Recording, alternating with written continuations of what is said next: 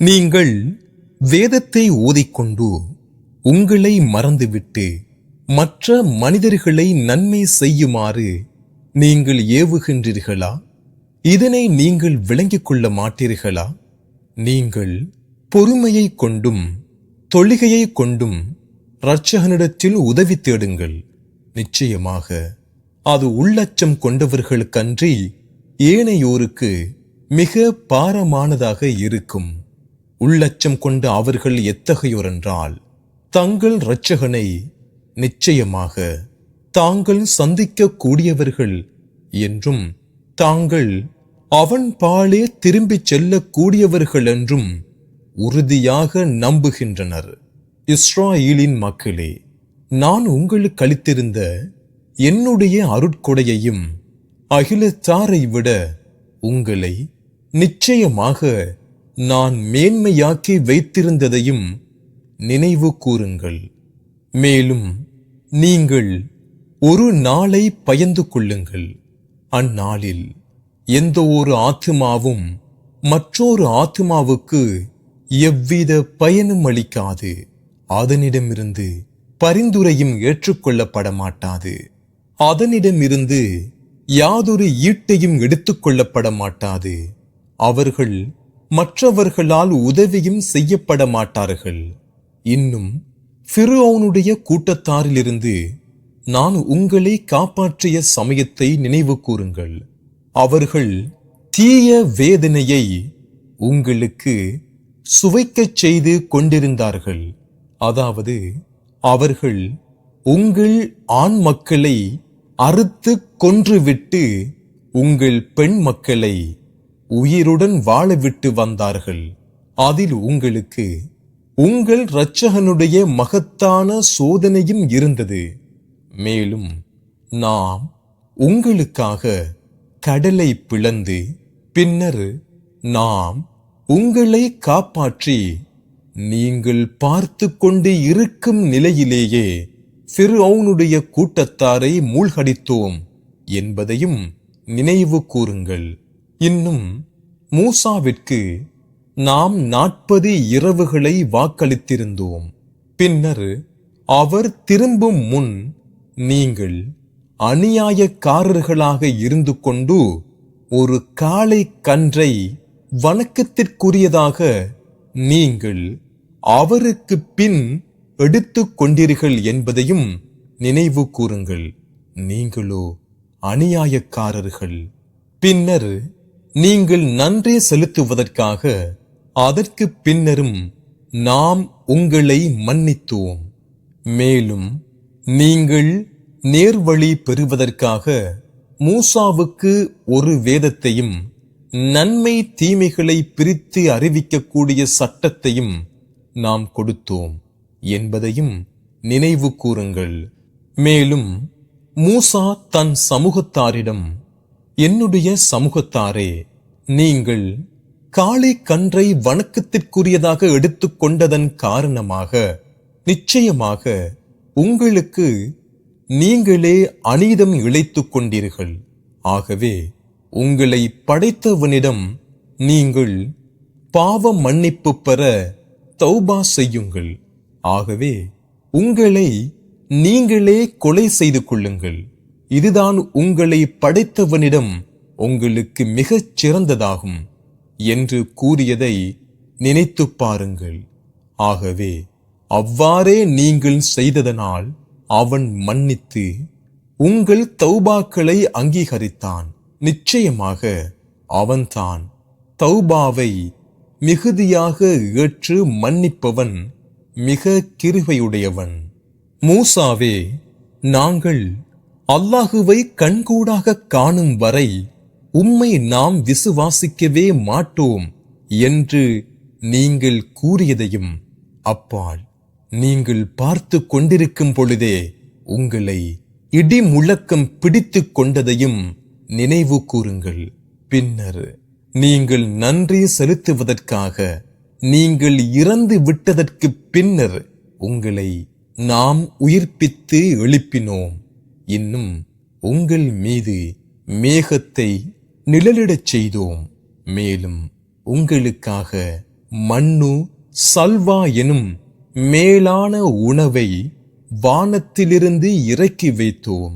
நாம் அருளியுள்ள நல்லவற்றிலிருந்து புசியுங்கள் என்றோம். அதல்லாத மற்ற உணவை கேட்டதனால் நமக்கு அவர்கள் அநியாயம் செய்துவிடவில்லை. எனினும் தமக்குத்தாமே அவர்கள் அநியாயம் செய்து கொண்டிருந்தனர். இன்னும் நினைவு கூறுங்கள், இந்த ஊருக்குள் நுழைந்து அதில் நீங்கள் விரும்பியவாறு தாராளமாக புசியுங்கள். தலை குனிந்தவர்களாக அதன் வாயிலில் நுழையுங்கள். எங்கள் பாவச் சுமைகள் நீங்கட்டும் என்ற ஹித்தத்துன் எனவும் கூறுங்கள். அதன் நிமித்தம் உங்களுடைய குற்றங்களை நாம் மன்னித்து விடுவோம். மேலும் நன்மை செய்வோருக்கு அதன் கூலியை அதிகப்படுத்துவோம் என்றும் கூறினோம். ஆனால் அவர்களில் அநியாயம் செய்தார்களே, அத்தகையோர் தமக்கு கூறப்பட்டதல்லாத வேறு வார்த்தையாக அதனை மாற்றிவிட்டனர். ஆகவே அநியாயம் செய்து விட்டார்களே, அத்தகையோர் மீது இவ்வாறு அவர்கள் வரம்பு மீறி பாவம் செய்து கொண்டிருந்த காரணத்தினால் வானத்திலிருந்து நாம் வேதனையை இறக்கி வைத்தோம். மூசா தம் கூட்டத்தவருக்கு தண்ணீர் புகட்ட தேடிய போது நாம் அவரிடம், நீர் உம்முடைய கைத்தடியால் இக்கல்லை அடிப்பீராக என கூறினோம். அவர் அடித்தார். உடனே அதிலிருந்து 12 நீர் ஊற்றுக்கள் பீரிட்டோடின. ஒவ்வொரு கூட்டத்தினரும் தாங்கள் அருந்தும் தண்ணீர் துறையை திட்டமாக அறிந்து கொண்டார்கள். அப்பொழுது அல்லாஹுவின் உணவிலிருந்து உண்ணுங்கள், இன்னும் பருகுங்கள். மேலும் பூமியில் குழப்பம் செய்கிறவர்களாக வரம்பு மீறி அலையாதீர்கள் என்று நாம் கூறினோம் என்பதையும் நினைவு கூறுங்கள். இன்னும் மூசாவே, ஒரே விதமான உணவின் மீது நாங்கள் பொறுத்து கொண்டிருக்கவே மாட்டோம். ஆகவே உம்முடைய இரட்சகனிடம் எங்களுக்காக பிரார்த்தித்து கேட்பீராக. பிரார்த்தித்தால் பூமி முளைப்பிக்கின்றவற்றிலிருந்து அதன் கீரையையும் அதன் வெள்ளரி காயையும் அதன் கோதுமையையும் அதன் பருப்பையும் அதன் வெங்காயத்தையும் அவன் வெளிப்படுத்தி தருவான் என்று நீங்கள் கூறினீர்கள் என்பதையும் நினைவு கூறுங்கள். அவ்வாறு நீங்கள் கூறியதை கேட்ட மூசா, எது மேலானதாக இருக்கிறதோ அதற்கு பதிலாக எது மிக தாழ்ந்ததாக இருக்கின்றதோ அதை நீங்கள் மாற்றிக்கொள்ள விரும்புகின்றீர்களா? அவ்வாறாயின் நீங்கள் ஏதேனும் ஒரு பட்டணத்தில் இறங்கிவிடுங்கள். அங்கு நீங்கள் கேட்டது உங்களுக்கு நிச்சயமாக கிடைக்கும் என்று அவர் கூறினார். இழிவும் வறுமையும் அவர்கள் மீது விதிக்கப்பட்டும் விட்டன. மேலும் அல்லாஹுவின் கோபத்திற்குரியவர்களாக அவர்கள் திரும்பினார்கள். இது ஏனெனில் நிச்சயமாக அவர்கள் அல்லாஹுவின் வசனங்களை நிராகரித்துக் கொண்டும் நியாயமின்றி நபிமார்களை கொலை செய்து கொண்டும் இருந்தார்கள் என்பதன் காரணத்தினால்தான் இந்நிலைக்கு அவர்கள் ஆளானது. அவர்கள் அல்லாஹுவின் கட்டளைகளுக்கு பணியாது மாறு செய்து கொண்டிருந்ததாலும் அல்லாஹ் விதித்த வரம்புகளை மீறிக்கொண்டே இருந்தார்கள் என்ற காரணத்தினால்தான். நிச்சயமாக விசுவாசம் கொண்டார்களே, அவர்களும் யூதர்களாக இருந்தார்களே, அவர்களும் கிறிஸ்தவர்களும் சாபியின்களும் அவர்களில் எவர்கள் அல்லாஹுவையும் இறுதி நாளையும் விசுவாசித்து நற்கர்மத்தையும் செய்தார்களோ அத்தகையவர்கள் அவர்களுக்கு அவர்களுடைய கூலி அவர்களுடைய இரட்சகனிடத்தில் உண்டு. மேலும் அவர்களுக்கு மறுமையை பற்றி எவ்வித பயமும் இல்லை.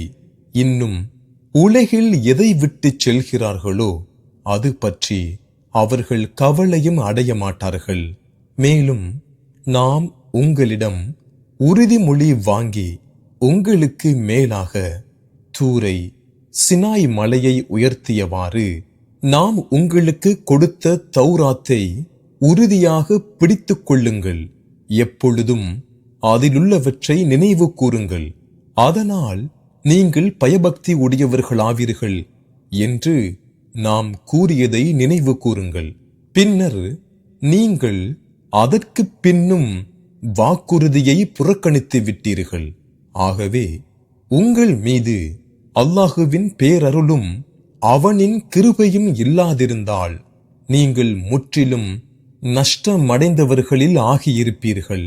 மேலும் உங்கள் முன்னோர்களிலிருந்து சனிக்கிழமையன்று வரம்பை மீறிவிட்டார்களே, அத்தகையோரை உறுதியாக நீங்கள் அறிந்திருக்கிறீர்கள். அதன் காரணமாக நாம் அவர்களுக்கு நீங்கள் சிறுமை அடைந்தவர்களாக குரங்குகளாகி விடுங்கள் என்று கூறினோம். ஆகவே இதனை அக்காலத்தில் அவர்களின் எதிரில் இருப்பவர்களுக்கும் அவர்களுக்கு பின் காலத்தில் வருபவர்களுக்கும் ஒரு படிப்பினையாகவும் பயபக்தியுடையோருக்கு ஒரு உபதேசமாகவும் நாம் ஆக்கினோம். இன்னும் இதையும் நினைவு கூறுங்கள். ஒரு பசுமாட்டை நீங்கள் அறுக்குமாறு அல்லாஹ் உங்களுக்கு நிச்சயமாக கட்டளையிடுகிறான் என மூசா தன் சமூகத்தாரிடம் கூறிய போது, எங்களை பரிகாசமாக எடுத்துக் கொள்கிறீரா என்றனர். அதற்கு அவர், நான் பரிகாசம் செய்யும் அறிவீணர்களில் ஆகிவிடுவதை விட்டு அல்லாஹுவிடத்தில் பாதுகாப்பு தேடுகிறேன் என்றார். அவர்கள், மூசாவே, உமதிரட்சகனிடம் எங்களுக்காக பிரார்த்திப்பீராக. அவ்வாறு பிரார்த்தித்தால் அது எத்தகையது என்பதை எங்களுக்கு அவன் விளக்குவான் என்று கூறினார்கள். அவர், நிச்சயமாக அது கிழடுமல்ல இளங்கன்றுமல்ல, இதற்கிடையிலுள்ள மத்திய தரமான ஒரு பசு மாடாகும் என நிச்சயமாக அவன் கூறுகிறான் என கூறினார். ஆகவே உங்களுக்கிடப்பட்ட கட்டளைகளை நிறைவேற்றுங்கள் என்று மூசாவாகிய அவர் கூறினார். அவர்கள் மூசாவிடம், உமதிரட்சகனிடம் எங்களுக்காக பிரார்த்திப்பீராக. அவ்வாறு பிரார்த்தித்தால் அதன் நிறம் என்ன என்பதை எங்களுக்கு அவன் விளக்குவான் என்று கூறினார்கள். அதற்கு, நிச்சயமாக அது கலப்பற்ற மஞ்சள் நிறமான ஒரு பசுவாகும். அதன் நிறம் கெட்டியானது. பார்ப்பவர்களை பசு கவர்ந்து அது மகிழ்விக்கும் என நிச்சயமாக அவன் கூறுகிறான் என மூசாவாகிய அவர் கூறினார். அவர்கள், மூசாவே, உமதிரட்சகனிடம் எங்களுக்காக பிரார்த்திப்பீராக. அவ்வாறு நீர் பிரார்த்தித்தால் அந்த பசு எந்த வகையைச் சேர்ந்தது என எங்களுக்கு அவன் தெரியப்படுத்துவான். நிச்சயமாக எல்லா பசுக்களும் எங்களுக்கு ஒன்று போல் ஆகி அவற்றில் அந்த பசு எது என்பது எங்களை சந்தேகத்துக்குள்ளாக்கிவிட்டது. மேலும் அல்லாஹ் நாடினால் இனி நிச்சயமாக நாங்கள் நேர்வழி பெறக்கூடியவர்கள் என்றும் கூறினார்கள். அவர், மூசா, நிச்சயமாக அது ஒரு பசு, பூமியில் உளவடித்து வேலை செய்ததும் அல்ல, பயிருக்கு தண்ணீர் இறைத்து பாய்ச்சியதும் அல்ல, குறையற்றது, அதில் வடுவில்லாதது என நிச்சயமாக அல்லாஹுவாகிய அவன் கூறுகிறான் என்றார். அதற்கு அவர்கள், இப்பொழுதுதான் நீர் சரியான விவரத்தை கொண்டு வந்தீர் என கூறி பின்னர் அதை அவர்கள் அறுத்தார்கள். அன்றியும் அவர்கள் மனமுவந்து செய்வதற்கு நெருங்கவில்லை. நீங்கள் ஓர் ஆத்மாவை கொலை செய்ததையும் பின்னர் அதில் ஒருவரை ஒருவர் குற்றம் சாட்டி நீங்கள் தர்க்கித்துக் கொண்டிருந்தீர்கள் என்பதையும் நினைவு கூறுங்கள். அல்லாஹுவோ நீங்கள் மறைத்துக் கொண்டிருந்ததை வெளியாக்குகிறவன். ஆகவே அறுக்கப்பட்ட பசுவாகிய அதன் சில பாகத்தை கொண்டு கொல்லப்பட்ட அவனை அடியுங்கள் என நாம் கூறினோம். அவன் உயிர் பெற்ற அவ்வாறே மரணித்தவர்களை அல்லாஹ் உயிர்ப்பிப்பான். மேலும் நீங்கள் அறிந்து கொள்வதற்காக தன்னுடைய அத்தாட்சிகளை அவன் உங்களுக்கு காண்பிக்கிறான். அப்பால் உங்களுடைய இதயங்கள் இதற்கு பின்னும் கல் நெஞ்சாகி கடினமாகிவிட்டன. அவை கற்பாறையைப் போல் அல்லது இறுக்கத்தால் அதைவிட மிக கடினமாக இருக்கின்றன. ஏனென்றால் கற்பாறையிலும் அதிலிருந்து தானாக ஆறுகள் வெடித்து பாய்ந்தோடிக் கொண்டிருப்பவைகளும் உண்டு. நிச்சயமாக அதில் விரிசல் ஏற்பட்டு பின்னர் அதிலிருந்து தண்ணீர் வெளிப்படக்கூடியதும் உண்டு. நிச்சயமாக அதில் அல்லாஹுவின் பயத்தால் உருண்டு கீழே விழக்கூடியதும் உண்டு. மேலும் அல்லாஹ் நீங்கள் செய்து வருவது பற்றி பராமுகமானவன் அல்லன். விசுவாசம் கொண்டோரே, உங்கள் வார்த்தைகளுக்காக இவர்கள் விசுவாசம் கொள்வார்கள் என்பதை நீங்கள் எதிர்பார்த்து ஆசை வைக்கின்றீர்களா? மேலும் திட்டமாக அவர்களில் ஒரு சாரார் அல்லாஹுவுடைய வசனங்களை கேட்பவர்களாக இருந்தனர். பின்னர் அதை விளங்கிய பிறகும் அவர்கள் அறிந்தவர்களாகவே அதை மாற்றி விடுகின்றனர். மேலும் அவர்கள் விசுவாசம் கொண்டோரை சந்தித்தால் நாங்கள் உங்கள் நபியை விசுவாசிக்கிறோம் என கூறுகின்றார்கள்.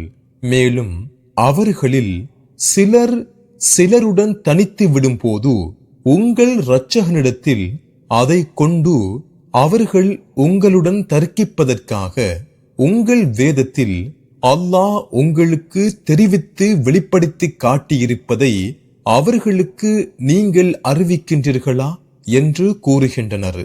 இதனை நீங்கள் விளங்கிக் கொள்ள மாட்டீர்களா?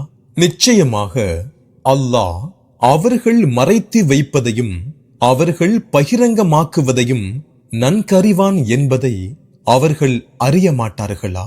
மேலும் அவர்களில் இழுத்தறிவில்லாதோரும் இருக்கின்றனர். வீண் நம்பிக்கைகளை கொள்கையாக கொள்வதை தவிர வேதத்தை அவர்கள் அறிய மாட்டார்கள். அன்றியும் அவர்கள் வீண் கற்பனைகளை எண்ணுவோர் தவிர வேறில்லை. ஆகவே தங்கள் கரங்களால் நூலை எழுதி பின்னர் அதை அற்ப கிரயத்திற்கு விற்பதற்காக இது அல்லாஹுவிடமிருந்து வந்தது என்றும் கூறுகின்றார்களே, அத்தகையோருக்கு கேடுதான். ஆகவே அதை அவர்களுடைய கரங்கள் எழுதியதனால் அவர்களுக்கு கேடுதான். மேலும் அவர்கள் அதன் மூலம் சம்பாதிப்பதனால் அவர்களுக்கு கேடுதான்.